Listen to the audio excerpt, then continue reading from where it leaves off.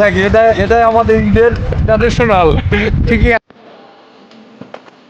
প্রিয় বন্ধুরা, আসসালামু আলাইকুম। আশা করছি সবাই অনেক অনেক ভালো আছেন, সুস্থ আছেন। সেই সাথে ঈদ মোবারক।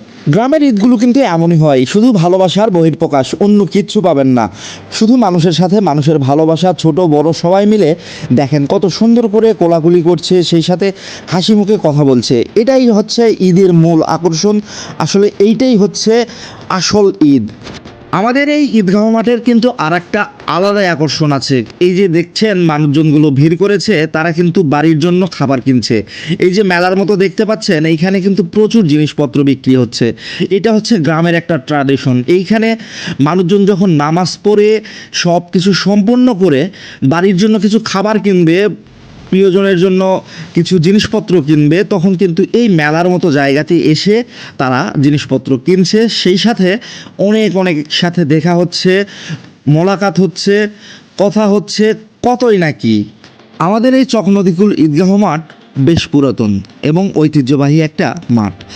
প্রতি বছরই কিন্তু প্রচুর প্রচুর লোকজন আসে এই ঈদগাহ মাঠে নামাজ পড়ার জন্য।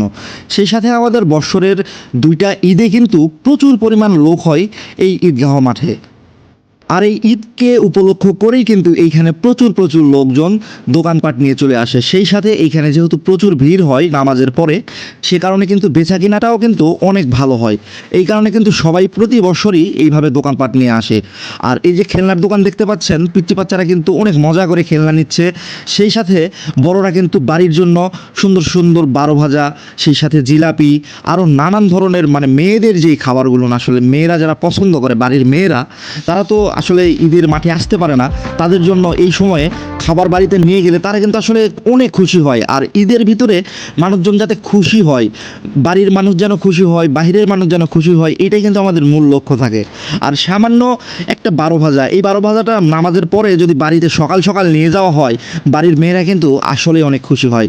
আর আজকের এই যে বারো ভাজাটা দেখতে পাচ্ছেন, এইটা আমিও নিয়েছিলাম, অনেক টেস্টি ছিল। আর এই যে বারো ভাজার যেই দোকানদার, এই দোকানদারের ছেলেটা আজকে হারিয়ে গিয়েছিল।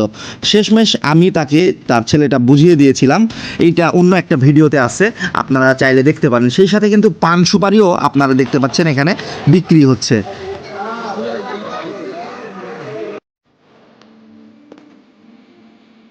থাকি, এটাই আমাদের ঈদের ট্র্যাডিশনাল।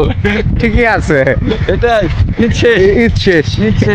এরকম আসলে মেঘ লাগাইছিল, তো মোটামুটি ভালো বৃষ্টি হওয়ার কথা ছিল, কিন্তু আল্লাহ পাকের অশেষ রহমতে বৃষ্টি হয়।